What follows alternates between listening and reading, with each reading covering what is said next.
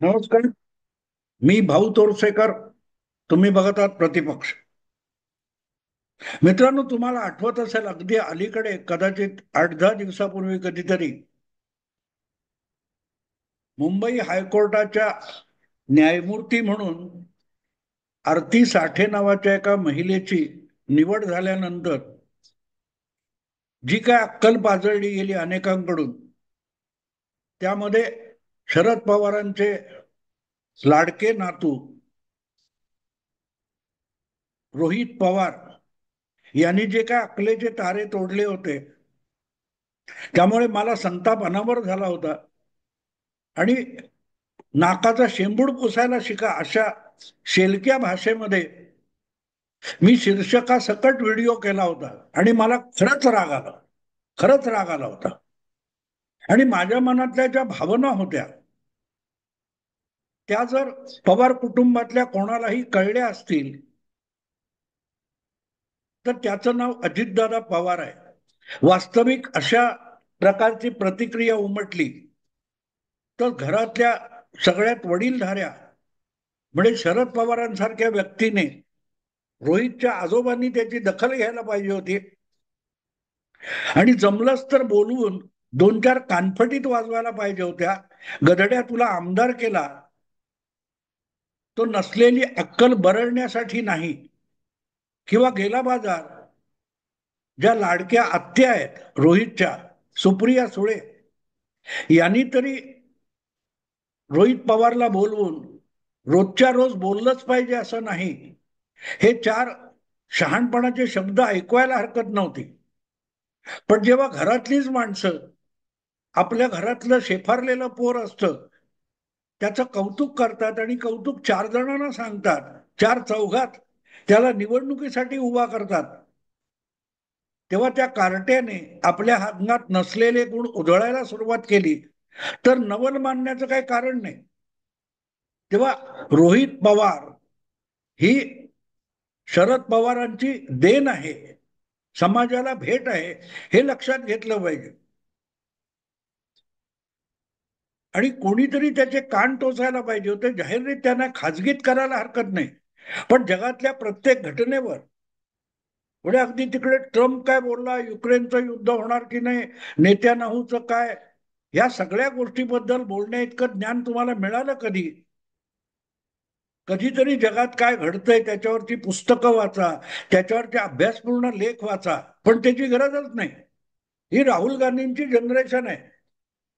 रोजच्या रोज समोर कॅमेरा आणि माईक आला की आपली अक्कल पाजळायची. समोर तर शेंबूड पुशेच असतात, आपण थुंकू ते झेलायला तयार असतात. अशी जेव्हा परिस्थिती असते त्यातून मग रोहित पवार सारखे गुण उधळणारी माणसं, मुक्ताफळ उधळणारी माणसं राजकारणात पुढे येत असतात. हे मी आज एवढ्यासाठी सांगतोय की जे शेंबूड पुसायला शिका असं मी म्हटलं होतं, त्याची दखल निदान कोणतरी पवार कुटुंबातल्या एका जबाबदार व्यक्तीने घेतली असेल तर तो पवार असला तरी त्याचं कौतुक केलं पाहिजे. या प्रामाणिक भावनेतून हा आजचा व्हिडिओ मी करतोय. कारण अजितदादा पवार यांनी जाहीररित्या हे जे काय रोजच्या रोज अक्कल पाजळणं चालू आहे त्यासाठी रोहित पवारचे कान उपटलेले. कारण गंमत अशी असते ना की ज्या वेळेला तुम्ही दुसऱ्यांच्या दारात शी करायला जाणाऱ्या आपल्या पोराचं पाठलाखण करता, तेव्हा ते तुमच्याही उंबरठ्यात आणि तुमच्याही कपड्यामध्ये घाण करायला मागे पुढे बघत नाही. आणि तेच नेमकं अजितदादांच्या वाट्याला आलेलं आहे. कुठचा तरी एक समारंभ होता, आता मला कुठचा व्हिडिओ बघितला आठवत नाही, पण त्या समारंभामध्ये आपल्याच काकाला, जो उपमुख्यमंत्री आहे, दीर्घकाळ उपमुख्यमंत्री आहे आणि जवळजवळ 34 वर्ष राजकारणामध्ये पाय रोवून उभा आहे, अशा अजितदादांना सुद्धा 4 शहाणपणाचे शब्द ऐकवण्याचं धाडस या पुतण्याने केलं, ज्याचं नाव रोहित पवार आहे. मध्यंतरीच्या 2-3 वर्षामध्ये राजकारणात पवार कुटुंबामध्ये जी दुफडी माजली, त्याचा उल्लेख आत्ता करण्याची गरज नाही. पण त्यामुळे रोहित पवार हे विरोधी पक्षात आहेत आणि जो काय बोल्या त्यांच्यासारख्या नातवांचं कौतुक करताना शरद पवारांनी आपल्या पक्षाचा आणि गटाचा बोऱ्या वाजवलेला आहे. त्यातून बचावलेले जे 10 आमदार आहेत पवारांचे, त्यापैकी हा एक आहे. त्याने एका कुठच्या जाहीर समारंभामध्ये अजितदादांना गावकी सांभाळता भावकी पण सांभाळा असे शहाणपणाचे बोल ऐकवण्याचा प्रयत्न केला आणि अजितदादांनी किंचितही उधारी न ठेवता त्याच मंचावरून अगदी बिन पाण्याने हजामत केली रोहित पवार यांची. हे मी अगत्याने काय सांगतो, अजितदादांचं मला ह्या बाबतीत कौतुक आहे की अजितदादा फटकळ आहेत, अजितदादा काय म्हणतात ते तोंडावर बोलणारे आहेत, हे नेहमी होतं. पण मला आठवतं 2019च्या लोकसभा निवडणुकीच्या वेळेला बारामतीमध्ये अशाच प्रकारे त्या मुलीचं नाव मला आठवत नाही, सुप्रिया सुळेंच्या युवती काँग्रेसच्या काय ते सुलक्षणा किंवा असं काय ते सक्षणा सलगर नावाच्या मुलीने तो दिल्लीतला वटाणा मुंबईतला फुटाणा अशी पंतप्रधान आणि मुख्यमंत्र्यांची गलिच्छ भाषेमध्ये निंदा नालस्ती केली होती. टीका करायला हरकत नाही, पण अपमानास्पद शब्द वापरायचे, निंदा नालस्ती करायची आणि त्याला टीका म्हणायची, मतभिन्नता म्हणायची. याला जो शरद पवारांचा आशीर्वाद मिळालाय त्याच प्रॉडक्ट म्हणून आपल्याला रोहित पवार यांच्याकडे बघायला लागेल.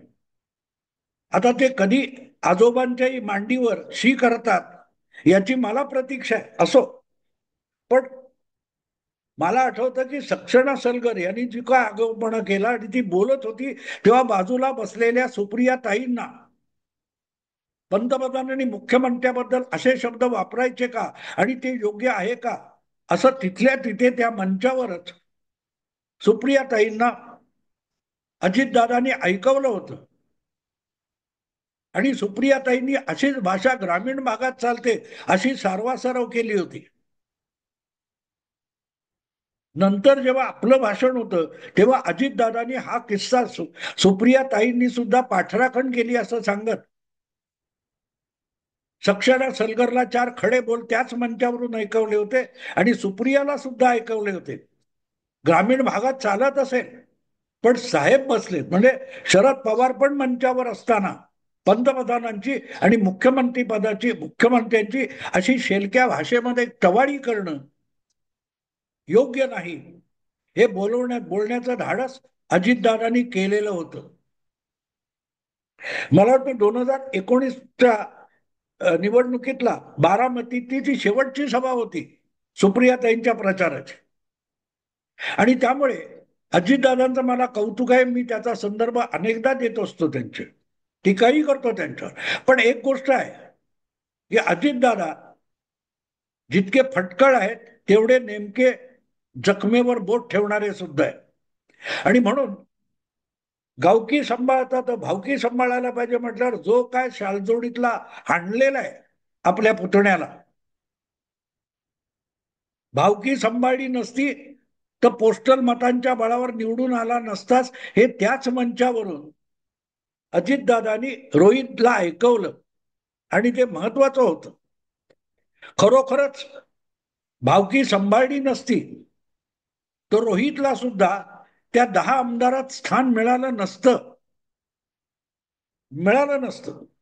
आणि ही आजची गोष्ट नाही की या मंचावर अजितदादा बोलले म्हणून.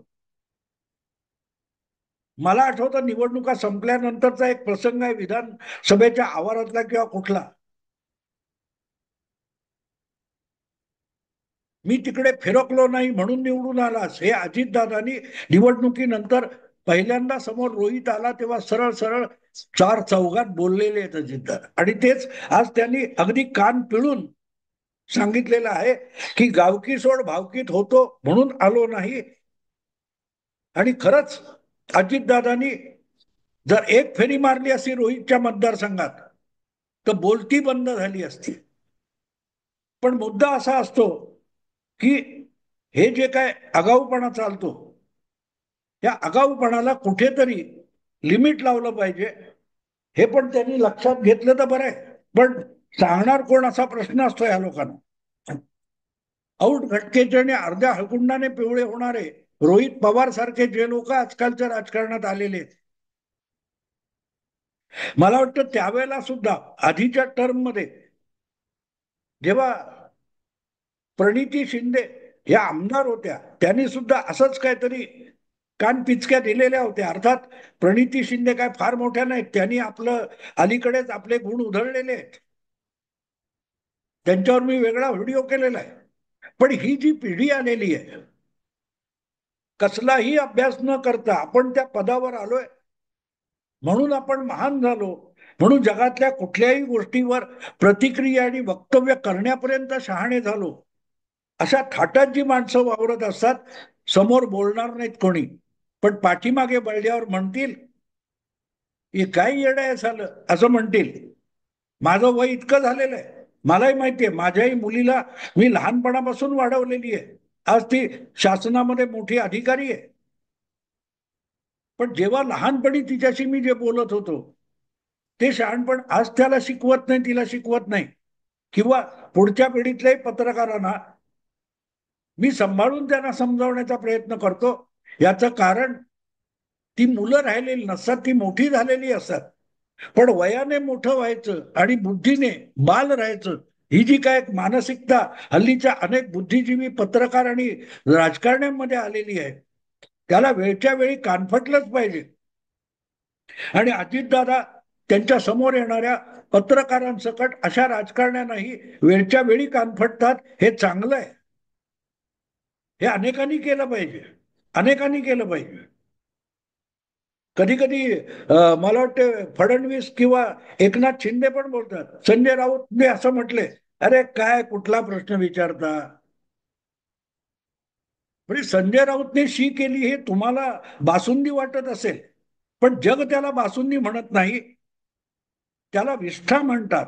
एवढं तरी पत्रकारांना कळत नाही. त्यांना वेळच्या वेळी थप्पड मारणं आवश्यक असतं. आणि मग ते अजितदादा असतील किंवा आणखीन कोण असतील, एकनाथ शिंदे वगैरे बोलत असतील, तर त्यांची पाठ थोपटली पाहिजे. आणि म्हणून, कारण अन्यथा असं होतं ना मित्रांनो, की असलं बडबडायला मिळालं आणि ते चालून गेलं, खपून गेलं, की लहान मुलं शेफारतात. तशी यांची अवस्था होते. सार्वजनिक जीवनाचा स्तर जो घसरलेला आहे. अजितदादांनी फार सुंदर सांगितलं की 8-9 वेळा मी निवडून आलोय, पण पहिल्या 3-4 निवडणुका जिंकल्यानंतर आम्हाला भाषणाची संधी सुद्धा मिळत नव्हती. आणि आजची गोष्ट नाही, अजितदादांनी जे नाराजी व्यक्त केली की 2004 मध्ये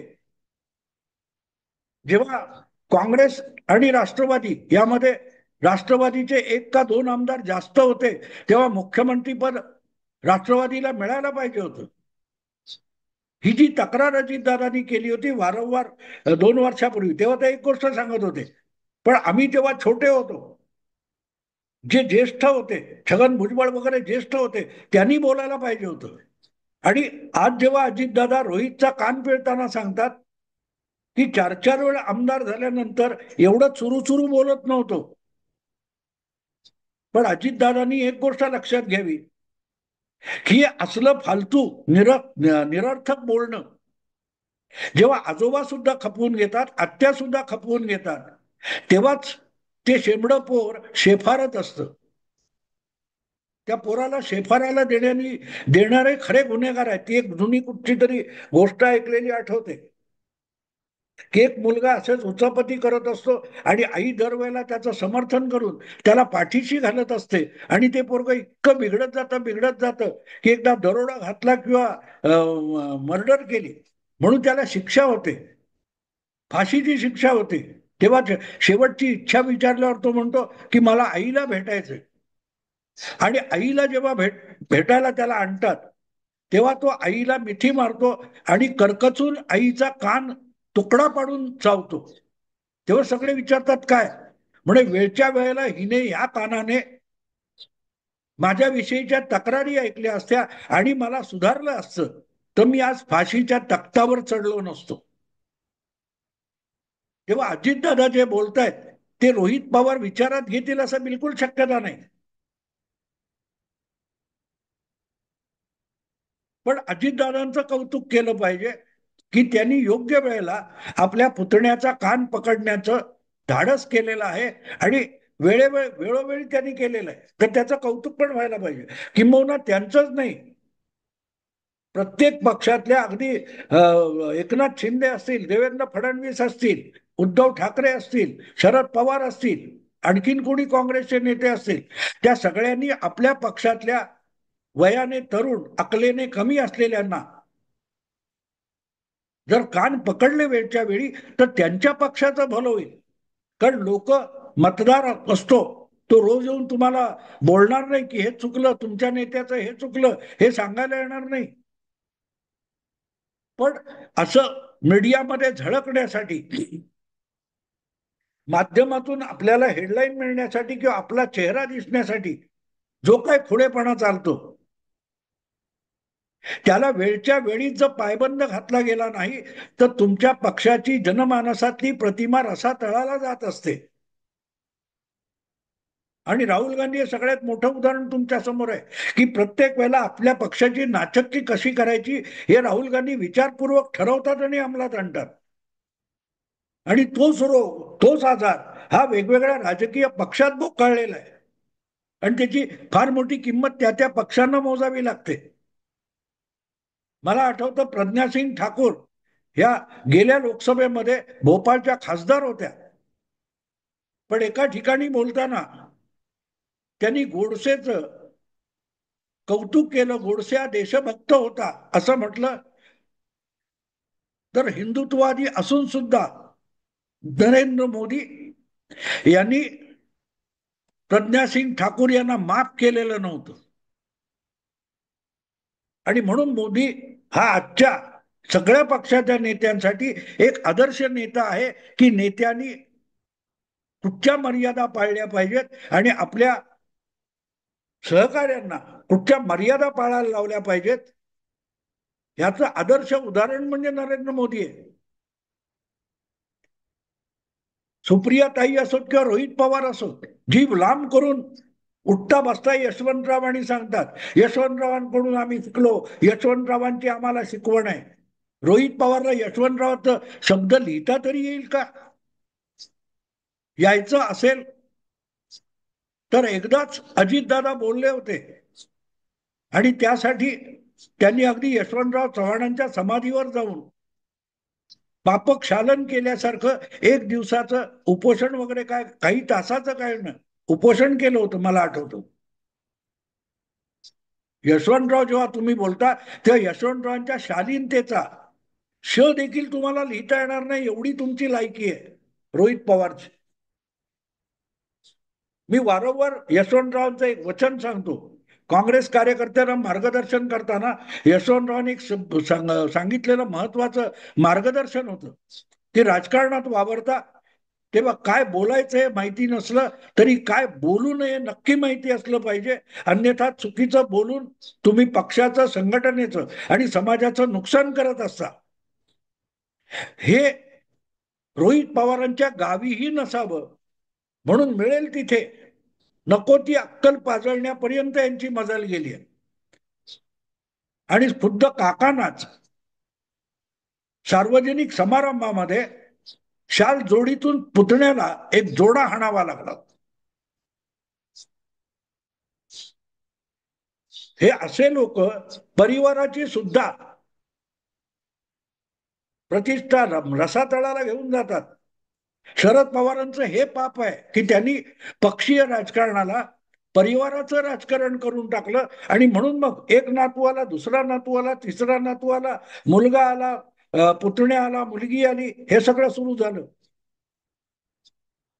पवारांची आज जी विटंबना होते त्याचं बेसिक कारण मला असं ते वाटतं की लायकी नसताना जेव्हा तुम्ही आपला वारसा सोपवता त्यातूनच असले दिवटे तुमच्या राजकीय परंपरांची नासाडी करून टाकत असतात. पण असो, हा व्हिडिओ अजितदादांची पाठ थोपटण्यासाठी आहे. मला असं वाटतं की अगदी देवेंद्र फडणवीस असोत किंवा बाकीच्या सगळ्या, उद्धव ठाकरे असोत, एकनाथ शिंदे असोत, या प्रत्येकाने अजितदादांचा धडा गिरवला पाहिजे की आपल्या पक्षाचा का असे ना, त्याचा वेळच्या वेळी कान पिळला पाहिजे, कानफटलं पाहिजे.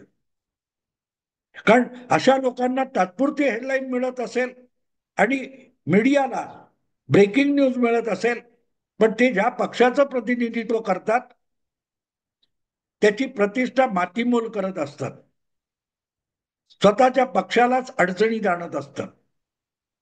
अजितदादा, धन्यवाद. मित्रांनो, मी थांबतो. आवडलं लाईक करा, शेअर करा आणि प्रतिपक्षाला सबस्क्राईब करा. नमस्कार.